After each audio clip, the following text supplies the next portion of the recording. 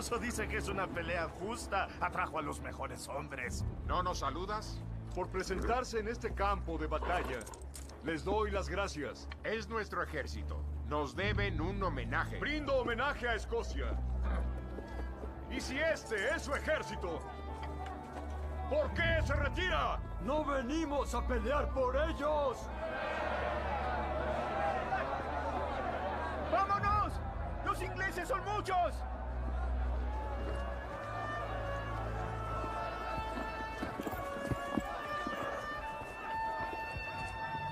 ¡Hijos de Escocia! ¡Soy William Wallace! ¡William Wallace mide 2 metros! Sí, eso he oído.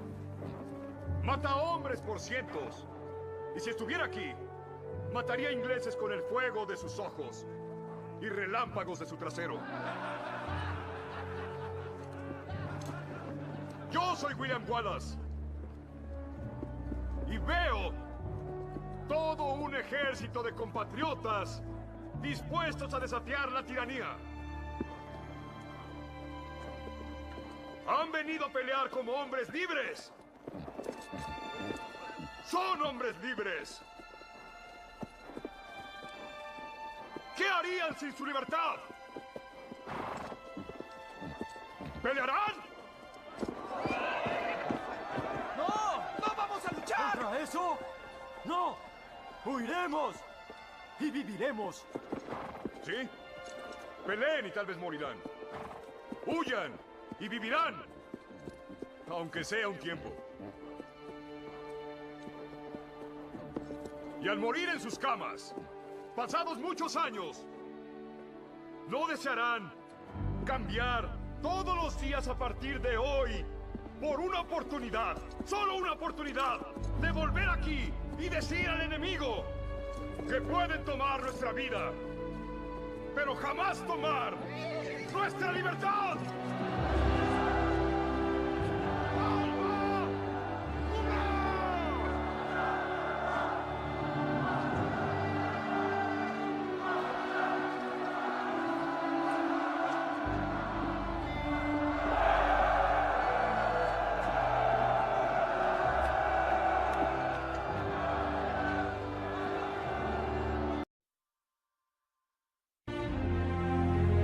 Stop being this high school dropout. Stop giving up. Stop sleeping on the streets. Stop walking up and down Fecal Avenue like you ain't got nothing, and get your GED. Stop being afraid to take a test. Stop being afraid to go to college because your daddy didn't go and your mama didn't go.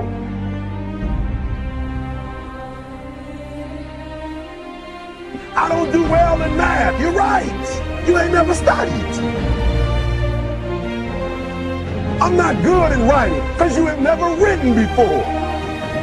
You can't get through a writing class and you got tutor after tutor, resource after resource. The problem is you ain't never felt no pain before. You're soft.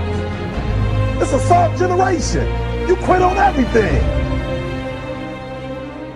You have to give it everything you got. No more TV, no more parties, no more playing. If you don't have a 4.0, what you need to be doing is studying. You a sophomore, you like, I'm just a sophomore, or I'm just a freshman. Like I got time, to put it in another year.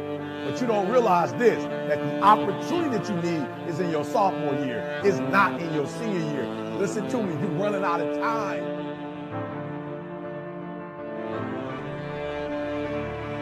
The next time you give a low effort, right? You give it 70% or 50% or 30%. I want you to think about what you're thinking about when your effort is low. And you're probably thinking, I got to versus I get to. Listen to me. If your effort is low, you're probably not thinking about the opportunity. You're probably thinking about the obligation.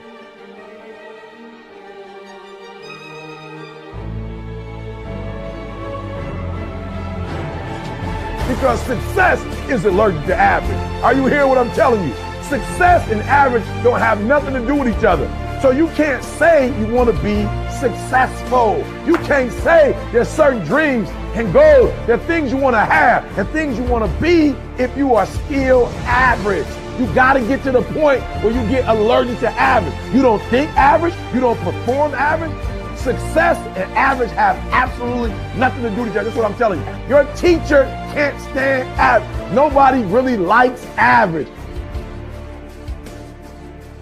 And the problem with a lot of you is you're not allergic to average, all right? You gotta do me a huge favor, man. You lying to yourself.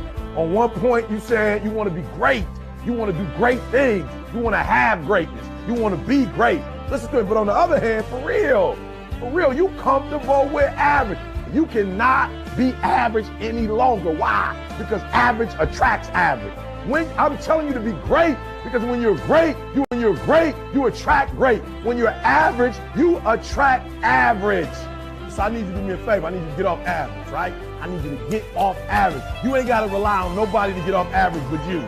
I don't care what nobody else in your family is doing. I don't care what your teacher doing. I don't care what's going on in your school, what kind of school you have, what kind of job you have. Just because the people are average around you don't mean you got to be average.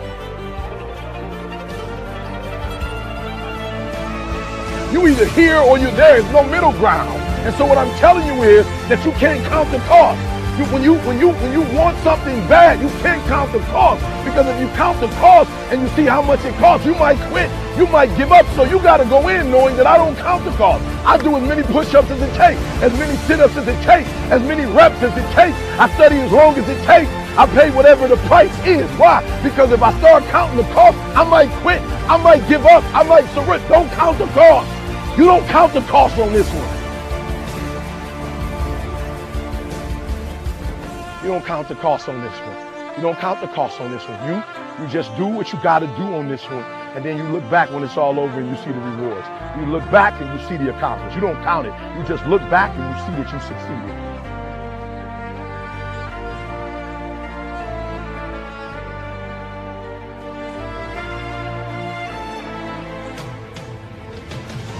Everybody got a dream.